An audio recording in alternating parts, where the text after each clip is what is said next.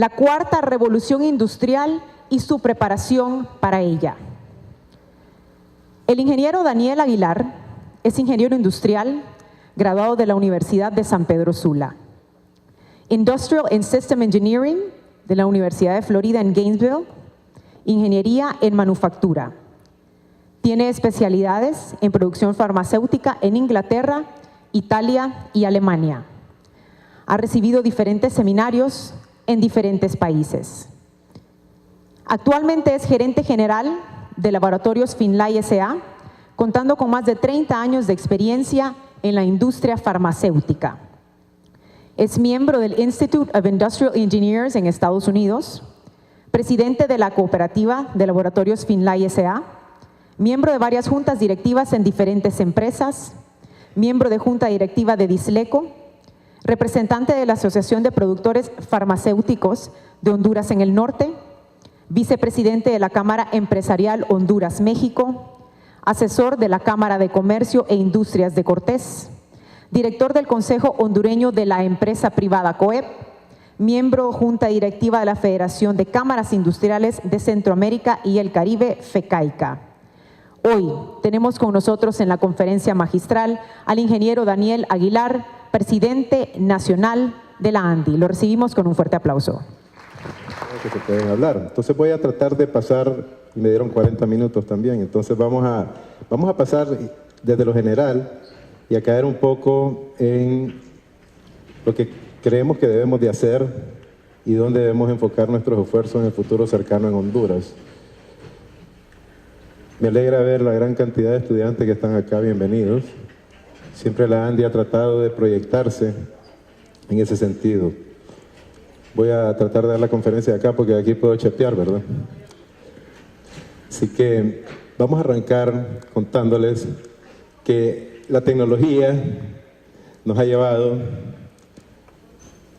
a ocuparnos, como podemos ver en este momento. Todo el mundo está metido en sus celulares, ¿verdad? Pero al mismo tiempo estamos acá. Entonces lo mismo está sucediendo en el mundo y la gran cantidad o el acceso que tenemos ahora, o los billones de personas que tienen acceso a la tecnología, a la capacidad de almacenamiento y de procesamiento que existe en este momento, no existía hace poco tiempo. Eso obviamente está haciendo que la humanidad cambie completamente. Está haciendo que la vida se presente de diferente manera como hemos estado acostumbrados a verla. Y esto está haciendo que cambie fundamentalmente la manera como nosotros trabajamos, la manera como nos relacionamos y la manera como vivimos. Es increíble ahora cómo en otros países uno puede ordenar un taxi directamente a Uber, puede comprar un boleto aéreo directamente en las plataformas de las líneas aéreas, puede alquilar un cuarto en Airbnb. Ha cambiado la manera como escuchamos música en Spotify. Ha cambiado la manera como vemos películas en Netflix. Ha cambiado la manera como jugamos juegos electrónicos en línea. Entonces definitivamente estamos claros que la vida ya no va a ser la misma. ¿Y qué estamos haciendo nosotros al respecto? ¿Cómo nos preparamos para todos esos cambios? Ese es el gran reto que tenemos nosotros acá en Honduras. Hay un tema fundamental con lo de esto de la cuarta revolución industrial, y es que va a cambiar el mercado del empleo, la manera como trabajamos nosotros. De hecho, se están creando empleos en este mismo momento, empleos nuevos, carreras nuevas. Y los muchachos que están comenzando a estudiar en este momento ni siquiera tienen idea en qué van a terminar trabajando. Dice, estoy estudiando una licenciatura en administración de empresas, pero eso ya no quiere decir mucho. Estoy estudiando ingeniería industrial, dicen, pero tampoco quiere decir mucho. Al final de cuentas vamos a terminar especializándonos en otras cosas.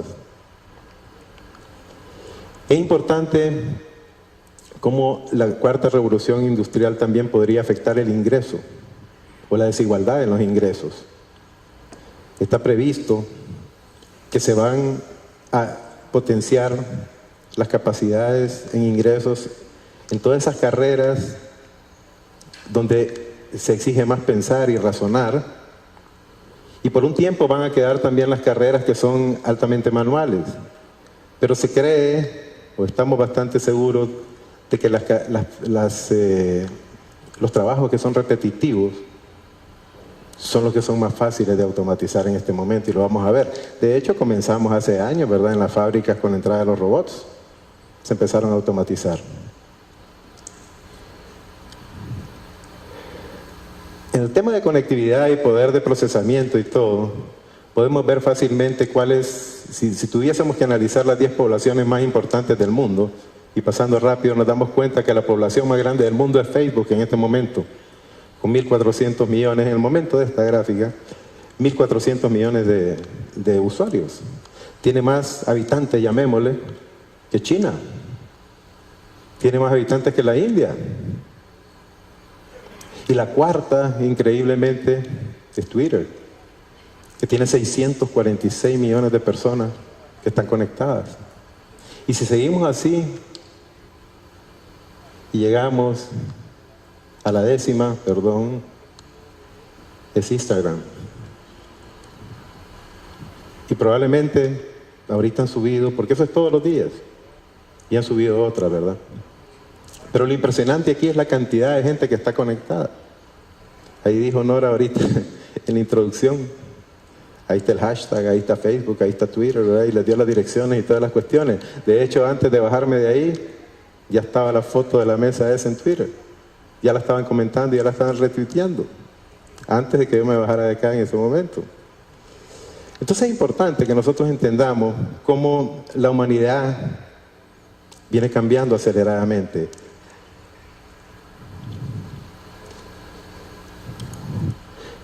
Tenemos que estar claros que esto no se trata de desarrollos independientes, sino que es más bien del encuentro de esos desarrollos.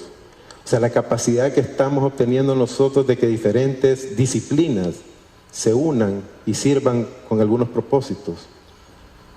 Así entonces vemos nosotros que ya se está trabajando en drones. Los drones, Amazon está con un programa fuerte de hacer las entregas ya por drones. Yo no sé qué significa eso realmente. Yo me he puesto a pensar, ¿verdad?, en temas de aeronáutica, por ejemplo. Pero definitivamente está trabajando aeronáutica, está trabajando ingeniería aeroespacial, está trabajando conexiones, control remoto, sensores, etc. Y todo lo están aplicando en los drones. Tenemos lo que es realidad aumentada al servicio de la salud también, como un ejemplo muy básico.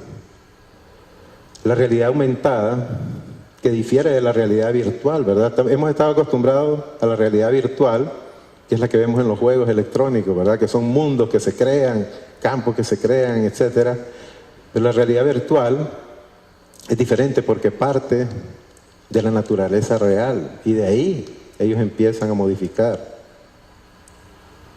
Igual se está usando en salud, se está usando para poder operar.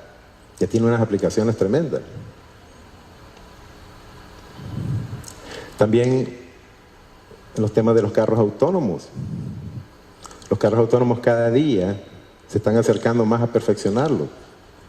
Ya los niveles de prueba están sumamente adelantados y se cree que en los próximos años se va a consolidar, ya para el 2020 creo, el tema de los carros autónomos.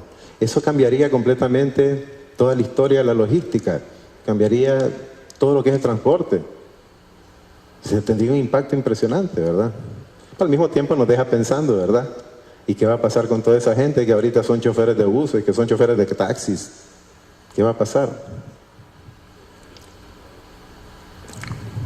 Antes de entonces empezar a hablar o seguir hablando de la cuarta revolución industrial, pues yo creo que es importante que veamos desde dónde venimos y dónde nos encontramos. Entonces, viendo la evolución de la industria, la primera revolución industrial se da en el año de 1700, o en el periodo de 1750 hasta 1870, creo yo. Y en este periodo es donde se inventa, o digamos, uno de los inventos más fuertes fue la máquina de vapor. Que la máquina de vapor permitió entonces que hubiesen desarrollos como la locomotora, como el telar, que fue, digamos, uno de los inventos más impresionantes, el telar automático. Las fuentes de energía en ese tiempo eran el carbón. Y en términos de empleo fue cuando se pasó de tener agricultores y de tener artesanos a el obrero industrializado. De ahí la segunda revolución industrial se dio después de 1870, hasta 1930, y tuvo que ver con la línea de montaje como uno de los elementos más importantes que cambió el mundo. Fue donde las industrias punteras en ese momento ya eran la siderurgia, los automóviles, se empezó a trabajar en masa. Cambió otra vez la historia del empleo. Es cuando comenzó el taylorismo, el fordismo, que le llaman también, que fue cuando arrancó la ingeniería industrial. Digamos, en este tiempo es cuando se empieza a perfeccionar todos los temas relacionados con la ingeniería industrial. La manera de trabajar, como les decía, entonces era en masa. Las fuentes de energía durante la segunda revolución industrial ya fueron el petróleo, la electricidad. Los inventos fueron los automóviles, los radios, los aviones. Porque esta revolución llegó hasta más o menos 1930, 40, por ahí.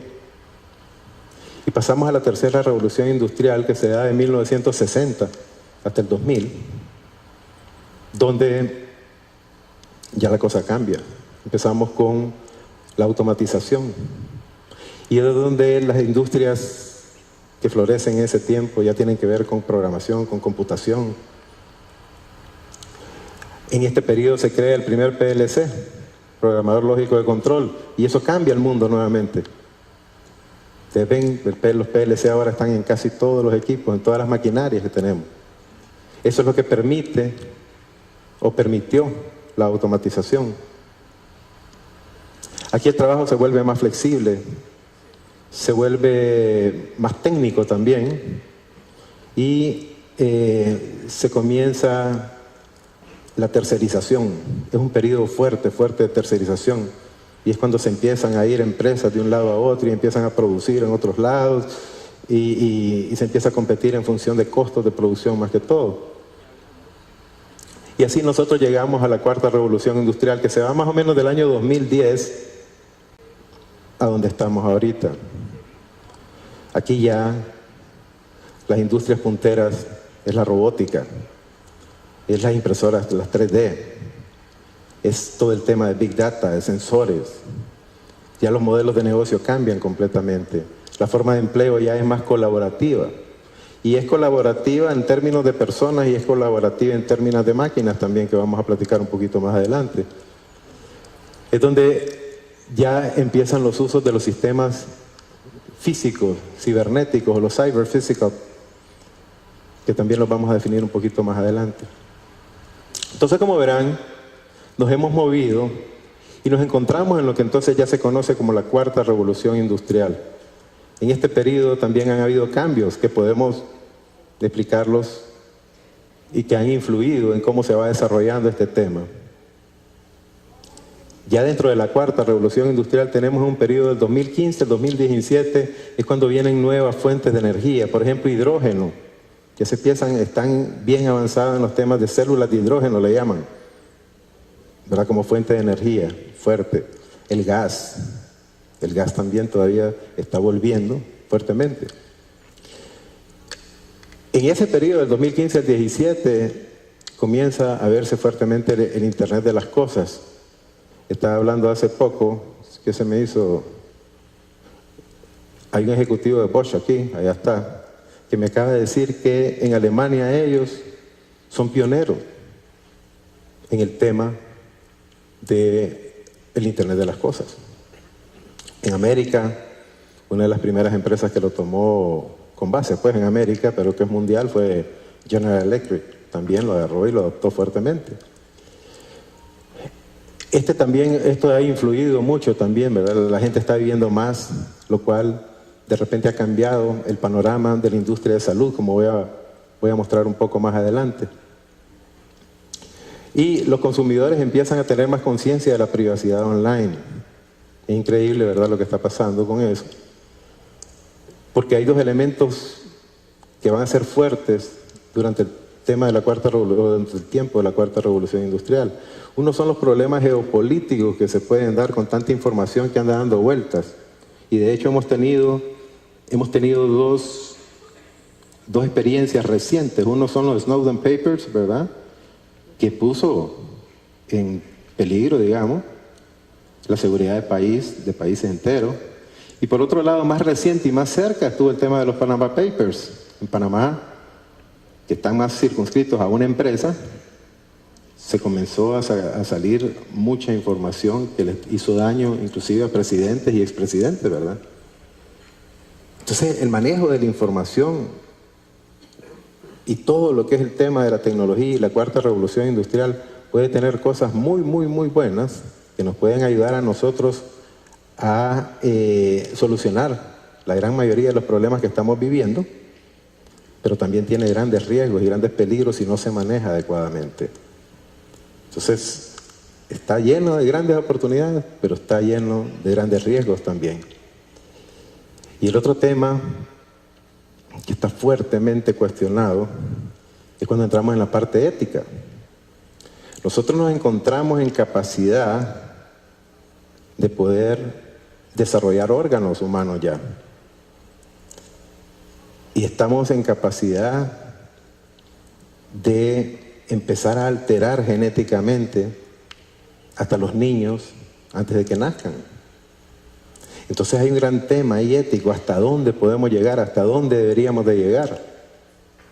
Y es una de las carreras que se está promoviendo para el futuro, éticos.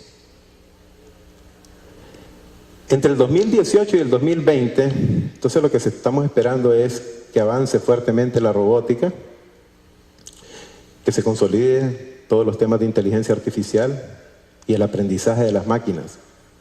Uno de los riesgos más grandes que va a enfrentar la humanidad. Ahí está el tema aquel de Terminator, ¿verdad? Cuando las máquinas aprenden a pensar y empiezan a tener feelings y empiezan ellos a pensar de que ellos deben dominar y que ellos son los que deben de mandar y que ellos son los que deben de tomar la batuta y ya no debe ser la humanidad. Eso está bien cerca realmente y yo se lo voy a mostrar más adelante. Esperamos adelantar fuertemente también en los temas de los vehículos eléctricos y las celdas de hidrógeno que les mencioné anteriormente como fuentes de energía. Los vehículos eléctricos ya existen. Lo que estamos esperando tal vez es que con el desarrollo de la tecnología empiecen a bajar de precio y puedan ser accesibles, ¿verdad? Como ha sucedido en el pasado con todo lo que ha sido tecnología. También se está avanzando mucho en materiales avanzados, todo lo que es la nanotecnología, ¿verdad? Las nuevas capacidades de los materiales, lo que nos ha permitido a nosotros hacer aviones más eficientes, naves espaciales, lo que nos ha permitido cambiar hasta los cascos de los soldados con materiales que son mucho más avanzados y que tienen muchas mejores propiedades que las que traíamos nosotros del siglo XX. Y los temas de genética, que obviamente estos se ven altamente mejorados porque hace unos añitos atrás lograr una secuencia genética era carísimo, costaba más de $2 millones. Y en este momento ya hay compañías que están ofreciendo hacer una secuenciación genética por menos de $1,000.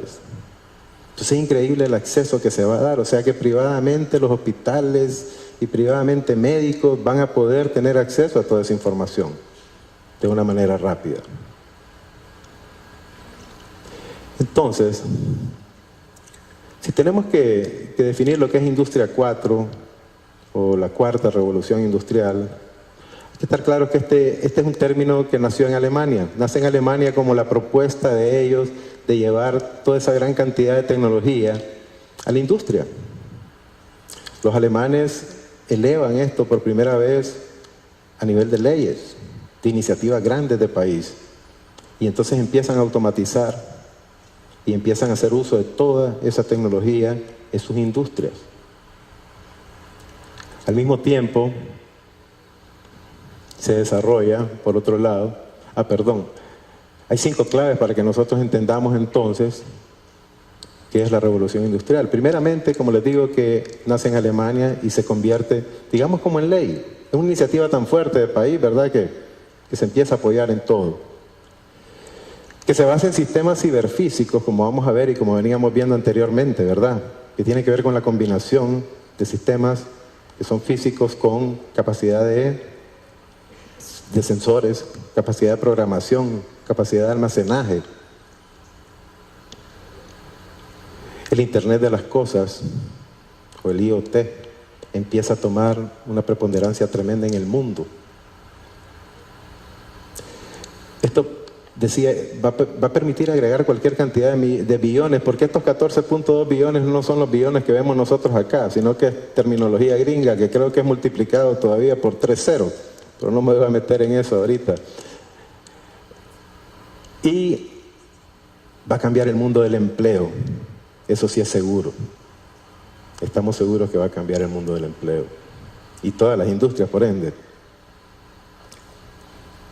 Las bases tecnológicas de la cuarta revolución industrial entonces son el Big Data, que es toda la gran cantidad de información, la capacidad de información y todos los elementos que hay en el mundo ahora.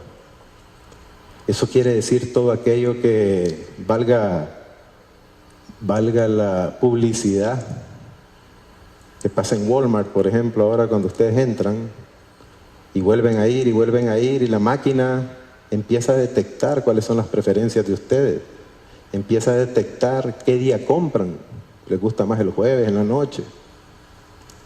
Entonces, al mismo tiempo ellos empiezan a recoger todo ese montón de información y le empiezan a mandar a ustedes las ofertas a la casa o al teléfono celular o al correo electrónico. Eso existe en cualquier cantidad de tiendas ahora, que lo tienen ya chequeado a uno. Entonces la cantidad de datos que se está usando es increíble. Es una nueva industria. También descansa en lo que es cloud computing, la capacidad de almacenaje, cómo ha crecido, ¿verdad? Y ahora está en la nube, como decimos. Ahí en la nube se pueden encontrar y se pueden manejar y se pueden administrar cualquier cantidad de datos. También está basada fuertemente en lo que es la fabricación aditiva. La fabricación aditiva es uno de los temas más fuertes en el futuro cercano, porque es aquella donde se van agregando de capas y capas y capas para producir. En eso, esto resulta, de la fabricación aditiva resulta la impresión 3D. La impresión 3D ha permitido hacer productos a la medida.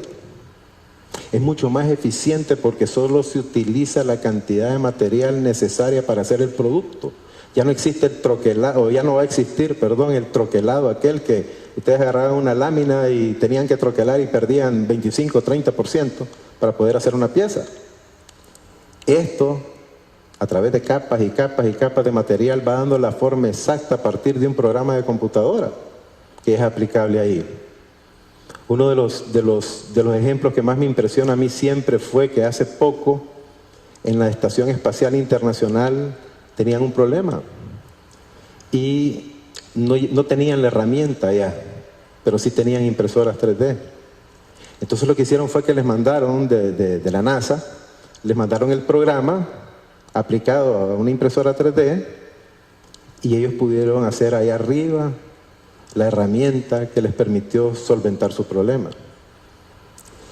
Esto cambia, la impresión 3D cambia completamente no solo lo que vamos a hacer, No solo la capacidad de fabricación o de producción que vamos a tener nosotros, sino dónde vamos a producir. Ya no importa, les estoy dando un ejemplo de algo que se diseñó acá en la Tierra y se produjo en el espacio. Entonces, si ya pudimos hacer eso, imagínense lo que se va a poder hacer en un futuro muy cercano. El otro es la robótica colaborativa, o lo que se llama como cobótica. Pero nosotros estamos acostumbrados a ver los robots, aquellos que están en las líneas de ensamble de los carros, ¿verdad? Que están soldando, que están poniendo tuercas, etc. Esto ya es otra etapa. Aquí ya estamos hablando de la colaboración entre robots, del entendimiento, de la comunicación entre ellos. Eso cambia completamente el juego. Y los sistemas ciberfísicos, que ya explicamos qué eran, ¿verdad? Que es la combinación o donde llegan a pegar todo ese montón de aplicaciones.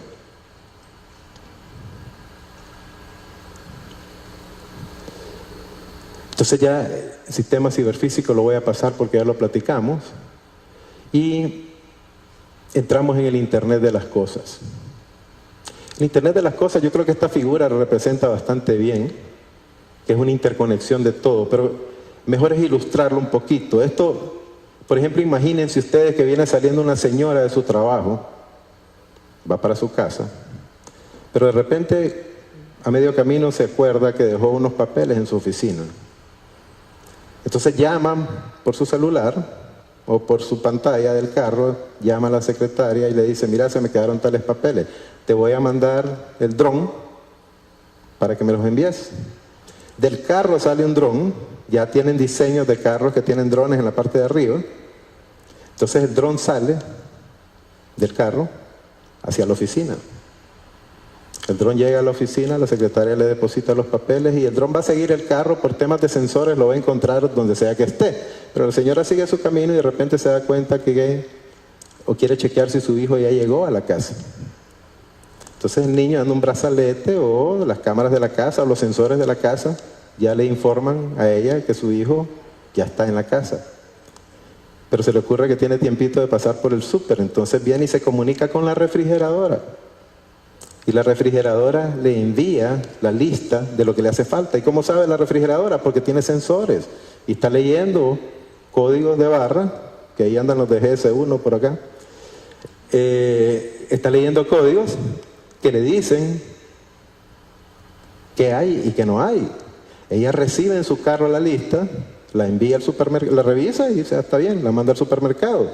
Llega al supermercado y por el tema de Big Data, en el super ya saben cuáles son las marcas que ellas compran, cuáles son los tamaños que compran. Y si no hay la marca que ella quiere, ¿cuál es su segunda marca? La tienen estudiadita, tremendamente. Entonces, le preparan su pedido. Ella pasa por el súper, recoge su pedido, ahí o se lo entrega un robot o no sé cómo, pero se lo entrega. Y cuando sale del súper y va para su casa, se le ocurre que se quiere dar un baño. Entonces enciende la bañera a control remoto, enciende el aire acondicionado, pone música si quiere. Y esa es eso ya lo tenemos, esa capacidad ya existe. Y pareciera que estamos hablando de ciencia ficción, ¿verdad? Obviamente estamos muy lejos nosotros de ahí, aquí, pero de que existe la capacidad ya existe. De hacer eso y de hacer otro montón de cosas. Yo estaba en plantas, por ejemplo, en Atlanta de la Coca-Cola, valga también el comercial, donde no hay gente, hay un operador y de ahí lo que hay son un montón de plataformas que son robots moviéndose por todos lados, agarrando los pedidos. Todo lo que son los anaqueles dan vuelta y depositan en unas plataformas que tienen sus llantitas y una antenita y todo eso lo mueven en una bodega gigantesca y lo llevan a los puertos de carga y descarga. No hay gente. Entonces todo esto ya lo tenemos. Yo la primera experiencia que tuve con esto, a mí siempre me impresionó y es que yo llego y me meto, yo siempre cuando viajo voy a farmacias, el rubro en el que estoy, entonces yo siempre voy a farmacias a ver qué hay de nuevo, qué medicamentos, qué formas farmacéuticas hay. Y entonces me metí a una cadena de farmacia, una cadena que se llama CVS, y estando ahí se me ocurrió comprar una cuestión, entonces la agarré y la compré, pero cuando llego a la caja no hay gente. Y acá digo, ¿cómo hago? Entonces lo que miro son 4 máquinas, así como tellers, como cajeros automáticos. Y entonces yo me paro enfrente de una, pues me tengo que parar ahí y ahí no hallaba qué hacer, ¿no? Y entonces empiezo así disimuladamente a chepear. Al lado tenía una señora. Entonces yo vi lo que hizo la señora, solo puso el aparato ahí, lo que estaba llevando, ¿verdad? Él se lo leyó, le dijo cuánto era, le preguntó si quería más. Lo mismo me pasó a mí, ¿verdad? Me preguntó si quería algo más, le dije que no. Ya cuando me cobró, dije, le voy a pagar en efectivo, a ver qué hace. Entonces creo que la cuenta me salía como 14.30 y pico, y saqué 2 billetes de a $10, los metí, me dio el cambio, se despidió y me fui. Y en ese momento cuando salí de esa tienda yo dije, uy, estamos en problema nosotros. ¿Se imaginan el problema que tenemos? Porque esos son los trabajos que nosotros podemos tener generalmente. Son el tipo de trabajos donde nosotros podemos emplear mano de obra en este país. Entonces, hay que estar bien conscientes que hay 3 razones específicas por las que nosotros podemos decir que esta es una nueva revolución industrial. Primero es la velocidad de cómo están pasando las cosas. Las velocidades que nosotros estamos experimentando ahora son de orden exponencial, ya no son lineales como hemos estado acostumbrados. Todo pasa muchísimo más rápido. El otro es la profundidad y el ancho. Esto está yendo a los cimientos de cualquier industria o de cualquier modelo de negocio como nosotros lo conocemos. Y también el impacto en los sistemas. Está cambiando completamente los sistemas. La velocidad, ¿cómo ocurre esto? Si quieren una ilustración, miren, en 1900 la humanidad se tardaba 100 años en duplicar su conocimiento. Ya para 1945 ya solo se tardaba 25 años. En este momento la humanidad está duplicando su conocimiento en 13 meses. Es que es una capacidad increíble de procesamiento la que tenemos. Ahora hacer investigaciones con tanta data que hay y con tanta herramienta que tenemos es muchísimo más rápido. Los inventos son más rápidos, las pruebas aceleradas, el poder llegar al genoma, como les decía, definirlo y hacer una medicina que sea ya directamente para la persona. Y lo que se espera es que en los próximos años el conocimiento humano se duplique cada 12 horas. Yo no me lo puedo imaginar todavía, si 13 meses se me hace demasiado para la cantidad de información que se maneja. Entonces los factores fundamentales que han impulsado la revolución a lo largo de las últimas 2 décadas han sido, primero, el incremento de la capacidad de procesamiento. Un ejemplo clásico de eso, hay una sonda ahorita en Marte que llevaba un rover, un carrito de esos, ¿verdad?, para investigar. Ese carrito, que no me acuerdo cómo se llama ahorita, tiene menos capacidad de procesamiento, menos capacidad de almacenaje que un iPhone 5, que un iPhone 5S. Es increíble. Este teléfono tiene muchísima más capacidad que todo el poder de computación que llevó al Apolo 11 a la Luna en 1969. Y tiene más capacidad que 30 computadoras de hace 20 años. Entonces, o sea, lo que nosotros estamos experimentando, como les decía al comienzo, no tiene ningún precedente. La reducción del costo de la tecnología, que ha bajado impresionantemente. Una laptop en 1982 costaba $8,000 y pico. Se la podía comprar nadie. Los teléfonos celulares, recuerden al comienzo cuánto costaban y no tenían nada de capacidad en comparación con lo que hay ahora. La nueva forma de vida digital, como les digo, lo que le hablamos al comienzo, que estamos acá y estamos chateando y estamos poniendo fotos y estamos comentando y podemos estar en otra, contestando una pregunta de trabajo, todo al mismo tiempo. Y el aumento de la conectividad, que viene a ser lo mismo. Miren este ejemplo. Esto es lo que costaba en 1980 el costo de almacenar 1 gigabyte. Costaba más de $1 millón. Y miren, esto fue en el 2015, creo, 2016, 1 gigabyte de almacenamiento anda en menos de 10 centavos de dólar. Así funciona la tecnología. De hecho, hay una ley famosa en los microprocesadores que la creó uno de los fundadores de Intel. Lo que pasa es que no me acuerdo cuál es el nombre. Pero él decía que la capacidad de los procesadores se iba a duplicar todos los años. Y se ha cumplido desde que lo dijo, hace más de 20 años. Todos los años la capacidad de los procesadores se duplica. Entonces, la pregunta del millón es que si son los robots una amenaza. Y entendamos como robots todo lo que es la inteligencia artificial.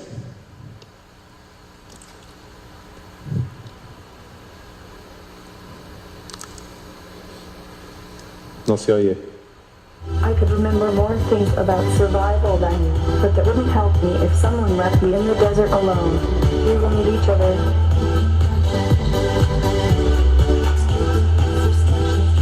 Puse un video chiquito de Sofía. Esa muchacha se llama Sofía y es el primer robot. Búsquenla. Yo he visto entrevistas completas de ella. Le empiezan a tirar preguntas y ella las contesta. Por alguna razón que no entiendo yo todavía, le dieron nacionalidad. Ella tiene nacionalidad, creo que en Dubái o es en Saudi Arabia, creo. Ya le dieron nacionalidad.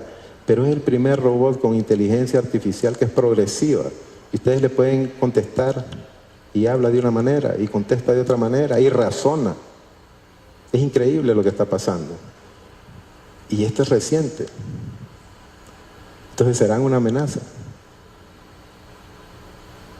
Entonces el debate grande de todo esto, este es el robot clásico, el que nosotros conocemos, el que conocíamos.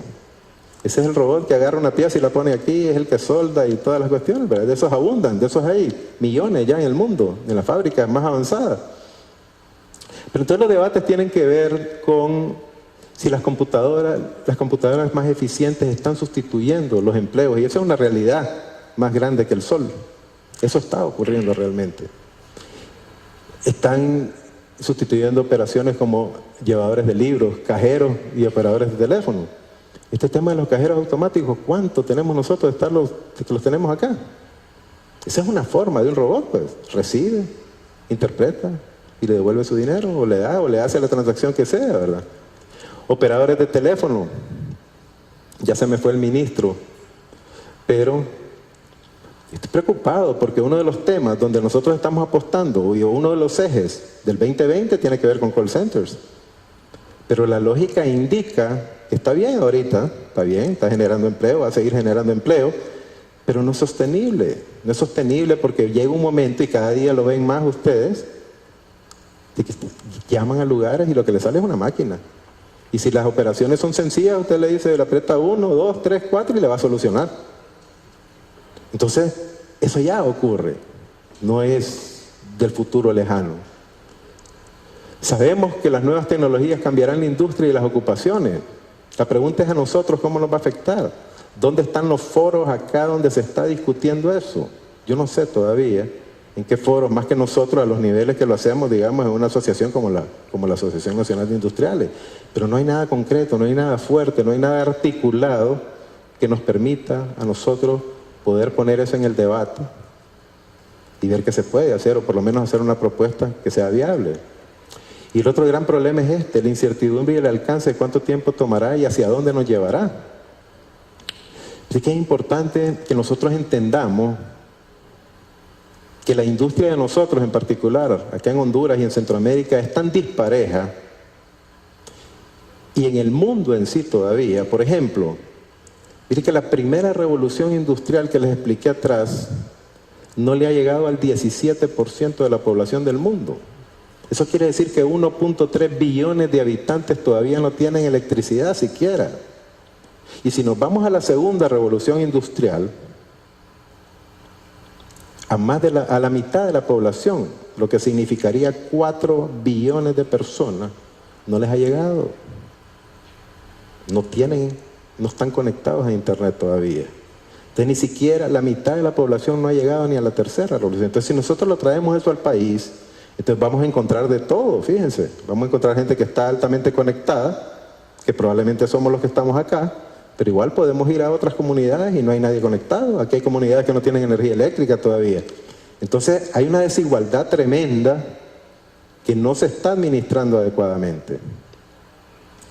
Entonces, este hombre, que es Stephen Hawking, dijo que hay 2 maneras que a él le preocupan, que cómo puede acabar el mundo. Él es un ejemplo básico de lo que es la 4ª revolución industrial. Este hombre es una de las mentes más brillantes del mundo. Creo que tiene un coeficiente intelectual de 190, creo. Pero sin embargo, muy joven, empezó a tener un problema que le causó una distrofia muscular, creo que se llama. Y ese hombre no puede escribir, no puede moverse, no puede hablar. ¿Pero cómo hace? Con la vista mueve esta máquina.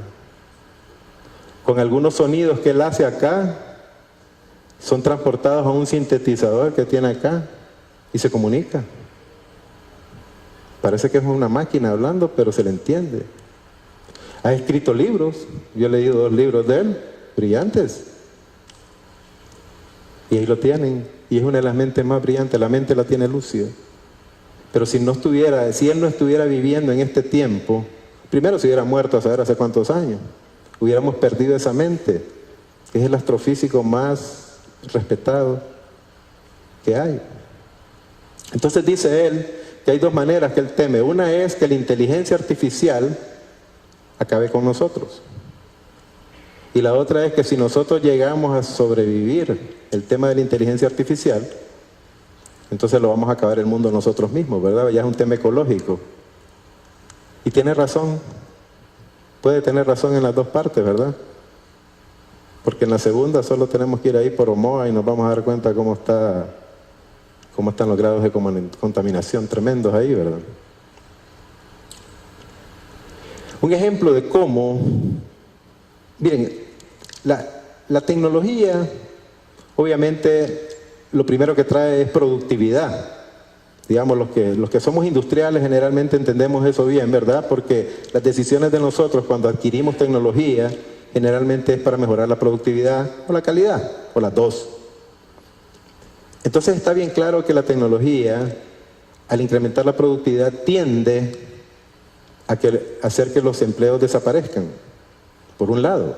Pero también puede tender a que se creen empleos nuevos y oportunidades nuevas. Entonces, un ejemplo básico de esto, de uso de tecnología y aplicación, lo podemos ver cómo pasó a Estados Unidos. Digamos que en el siglo XIX, el 90% de su población era agrícola, eran agricultores. Y ahorita es menos del 2%.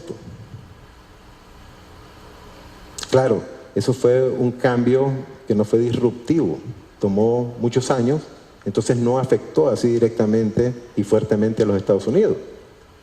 Ahora, lo contrario, la creación. Por ejemplo, en el 2005, Steve Jobs permitió que desarrolladores independientes hicieran apps para el iPhone. Y ya para el 2015 había creado una industria de $100 billones. Y $100 billones, imagínense, en ese poquito de años, fueron 10 años, ya estaban produciendo más que lo que produce, o ya están produciendo más que lo que produce la industria del cine, que tiene 100 años. Entonces, así está el mundo. Ese es otro ejemplo. Pues miren acá qué interesante esta tablita que traigo. Esta tablita nos dice, miren, las 3 primeras empresas que habían en 1990 en Detroit, que para los que no saben, Detroit era la meca de la producción automotriz, digamos, en Estados Unidos, tenían una capitalización de 36 billones de dólares, o sea que las 3 primeras empresas valían 36 billones de dólares, ingresaban 250 billones de dólares al año y le daban empleo a 1.2 millones de personas.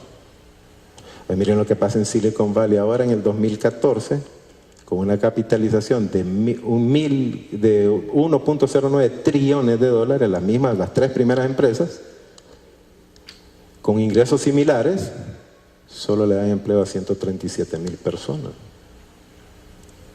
Ahí está la prueba de lo que les acabo de decir.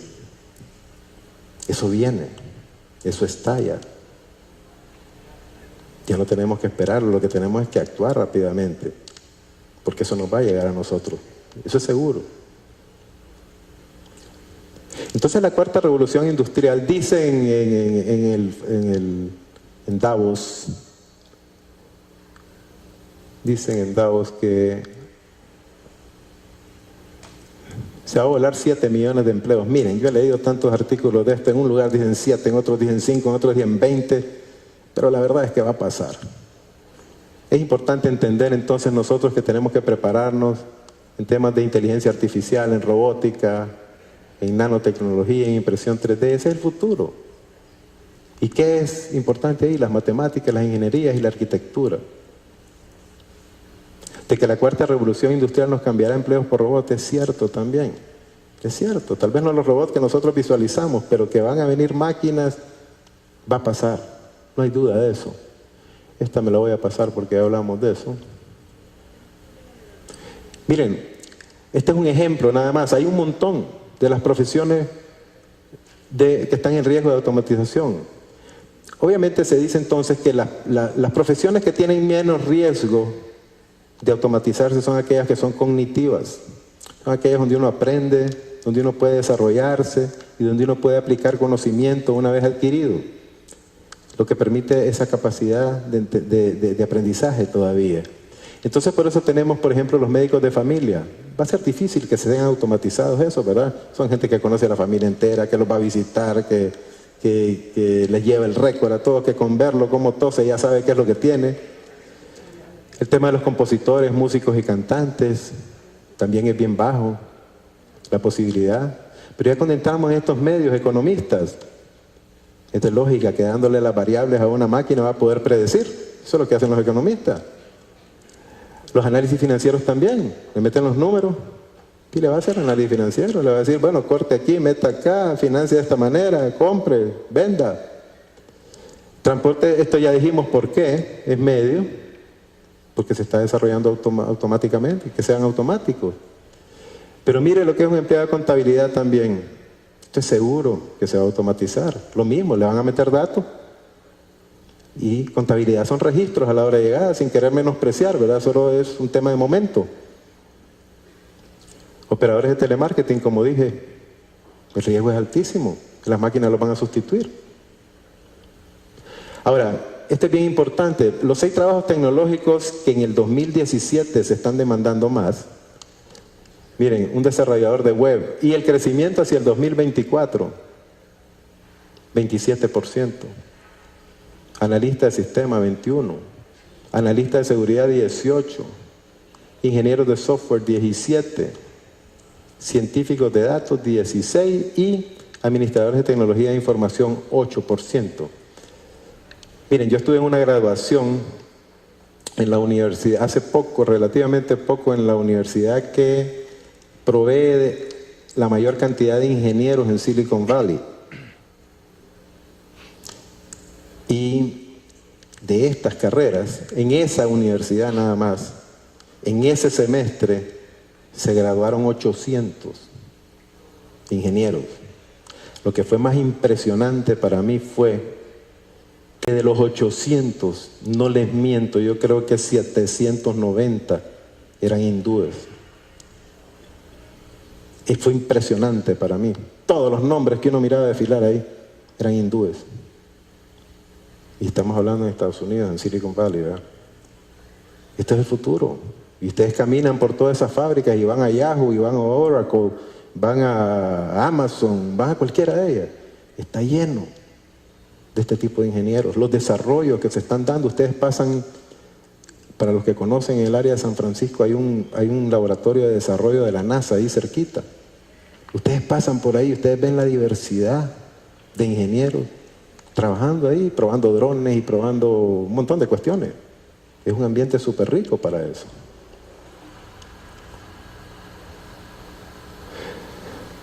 A esto es lo que nosotros vamos a llegar. Y agarré salud, como les digo, porque me gusta el tema. Pero puede ser cualquier otra cosa. Pero miren lo que se está previendo para un futuro cercano. Los voy a poner todos de un solo porque no voy a poder ir sobre todos ellos. Uy, perdón. Pero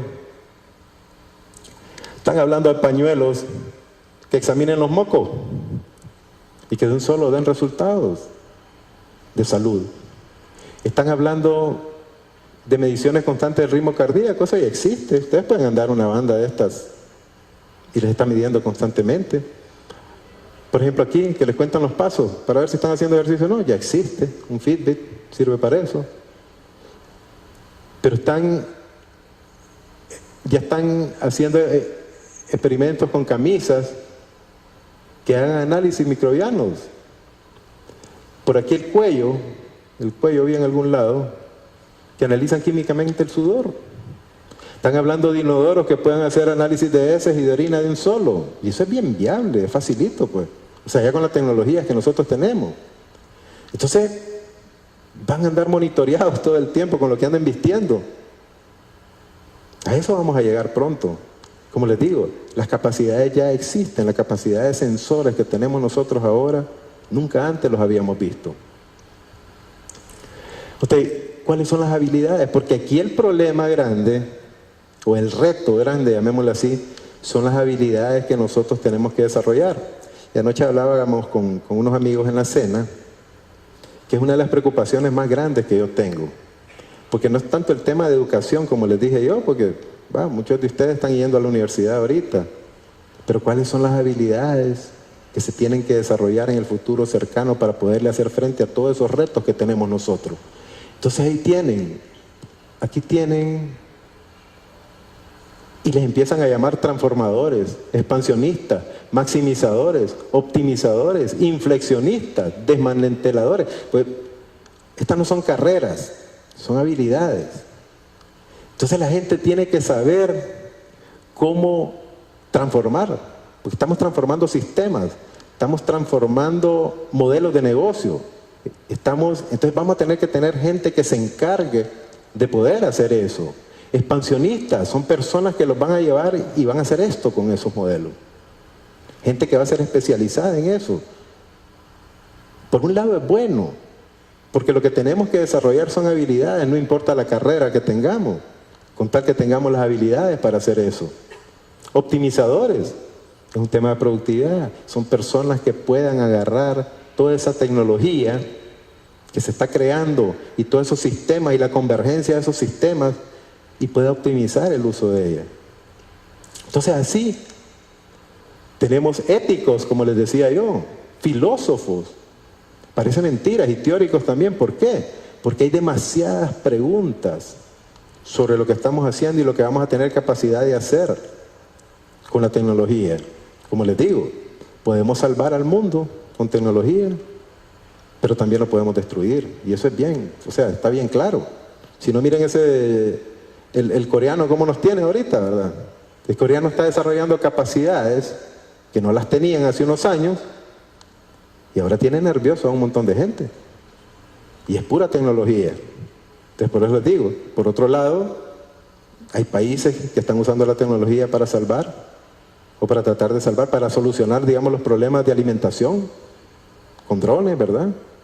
Pero hay otros que están empecinados en ver cómo destruyen más bien.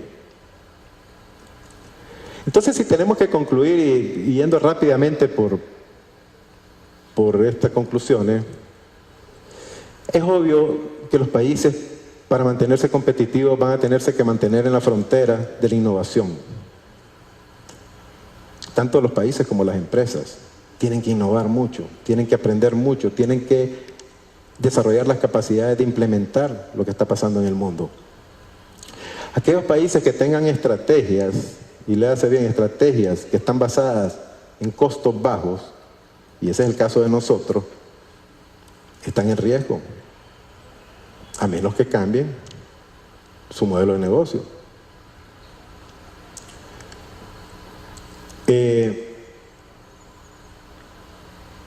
Podemos concluir también que otro gran riesgo que tenemos nosotros es este. La cuarta revolución industrial, debido a lo que está desarrollando y a las productividades que se están logrando, está creando un offshoring, pero nada más que al revés. Muchos países están como a través de la tecnología han logrado bajar sus costos, ya que el modelito de que se venían las maquilas para acá y que los arneses, lo podemos perder facilito. Porque ¿quién dice que en los próximos años no vamos a tener la capacidad de ensamblar arneses automáticamente?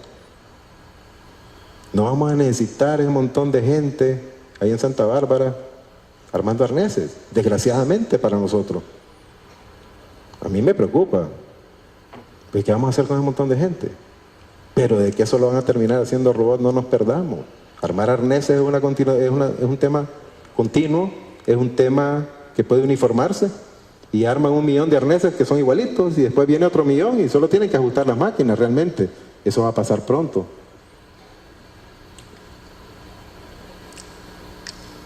Esto, que lo dije anteriormente, las economías en desarrollo, entendamos que nosotros podemos ser una economía en desarrollo, si queremos, vamos a tener que replantearnos todo, cómo hacemos. Ahora, aquí la pregunta es, ¿dónde y cómo lo hacemos? ¿Dónde están esos foros? ¿Dónde están sucediendo esas pláticas? Los retos para Honduras. Sabemos que nos va a cambiar la vida, como dijimos. Sabemos. El problema es que no sabemos cómo. ¿Verdad? Que es la gran incertidumbre que tenemos.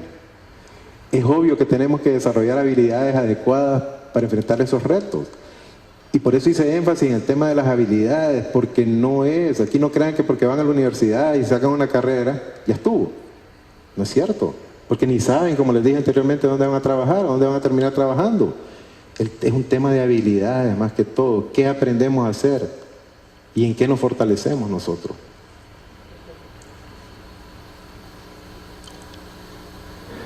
Es obvio también que verdad que nuestra región como región va a tener el mismo impacto. Entonces, no solo tenemos el problema de Honduras, sino que nos va a afectar alrededor también. Y eso generalmente viene a repercutir en nuestro país.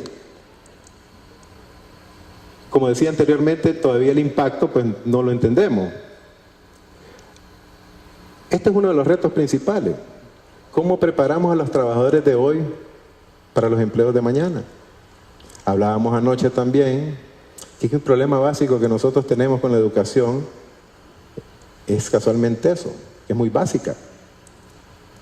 Nosotros no tenemos un currículum que nos desarrolle en relación a lo que está pasando en el mundo. Nosotros tenemos sistemas de educación que son antiquísimos. Y así nos estamos educando nosotros. Generar buenos empleos y seguir actualizando habilidades lo más temprana posible. También fue plática ayer, porque estaban hablando, no, pero es que las universidades. No, pues sí que yo no estoy hablando de las universidades, siquiera estoy hablando de kinder. Estábamos comparando ayer entre los estudiantes asiáticos con los nuestros, pero estamos hablando de los de colegio, de los de primaria. Nada que ver.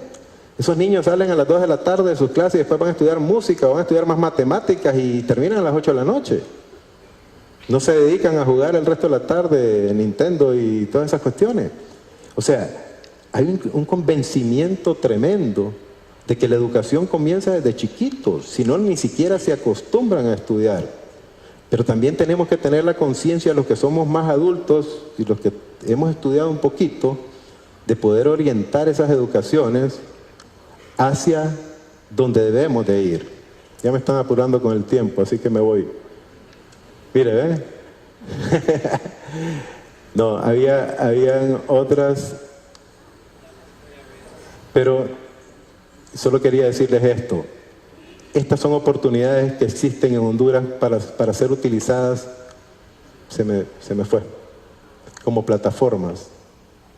Algo moví ahí, o me la quitaron ya, imagínense lo que son las...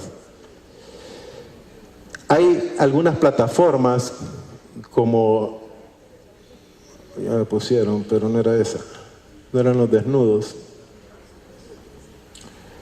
Hay algunas plataformas que podemos aprovechar, pero siempre y cuando, como les digo, nosotros podamos tener la capacidad de mejorar nuestras habilidades. Uy, qué montón eran. Esa la puse de último, por eso sale después. Y, por ejemplo, el Instituto Hondureño de Ciencia y Tecnología es una plataforma que podría estarse usando adecuadamente si tuviera los insumos adecuados para poder trabajar. Están los startups que existen en San Pedro Sula. Está el Honduras Startup de Tecnología, está el Hackathon. Está otro que se llama Drone and Rover Challenge, que me estaban contando, yo no los conozco, pero dicen que ahí hasta son diseños de drones y con planos y con especificaciones y aplicaciones y toda la cuestión, que es interesante, ¿verdad? Esos son los temas que tenemos. El Honducamp Tech. Tenemos el premio a la innovación y tecnología que maneja Unitec, valga también el comercial. Tenemos First Tuesdays, que hoy en la tarde creo que va a haber uno acá, ¿verdad? Va a haber uno. Y tenemos Honduras Global también, que se maneja desde la ANDI lo apoya. Así que, como ven, existen algunas plataformas que son muy chiquitas, pero depende de nosotros que podamos potencializarlas, que podamos sacarles provecho, pero más importante que eso es que nosotros tengamos la capacidad de poder ver qué es lo que se nos viene encima para que empecemos a formular en esa relación. Nosotros no podemos quedarnos a la saga, no podemos seguir reaccionando porque las velocidades que existen son demasiado rápidas para solo estar reaccionando. Si nosotros no cambiamos nuestra manera de pensar y no empezamos a ver lo que viene y nos adelantamos, no vamos a llegar. Ejemplos claros para cerrar, aquí nomás en Costa Rica. Costa Rica tecnológicamente ya nos pasó, ya desarrolló clusters que son mucho más tecnológicos, que nosotros no estamos ni cerca de eso, pero la buena noticia es saber que se pueden hacer ahí, que se han preparado, que se han educado en esa dirección, y entonces quiere decir que nosotros también tendríamos que tener la capacidad de hacerlos. Yo sé que les agradezco mucho que hayan venido esta mañana acá, espero haber por lo menos levantado algunas inquietudes en ustedes, ¿verdad? Y muchísimas gracias.